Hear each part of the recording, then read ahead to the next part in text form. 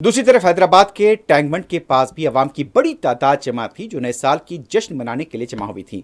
Secretariat के आसपास का इलाका और उसके साथ साथ टैंकबंड जाने वाले रस्तों पर ट्रैफिक जाम देखी गई। हालांकि ट्रैफिक पुलिस की तरफ से यहां पर वसीतर इंतजाम किए गए थे। न सिर्फ चार मीनार बल्कि शहर के कई इलाकों में यहां पर ट्रैफिक के इंतजाम किए गए थे।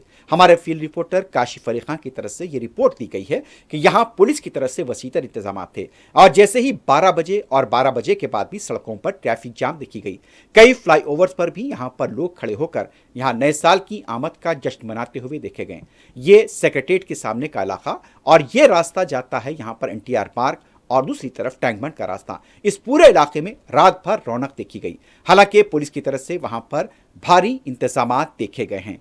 पुलिस के आला अहदेदार भी यहां पर मौजूद थे। कमिश्नर पुलिस सीवी आनंद की निगरानी में जोन के डीसीपीज, एसीपीज और सर्कल इंस्पेक्टर्स की तरफ से यहां पर इंतजाम को खतयत दी गई थी। आवाम की बड़ी तादाद यहां पर टैंकबंड और उसके आसपास के इलाकों नेकलेस रोड के पास भी नए साल की आमद का जश्न मनाते हुए देखी गई।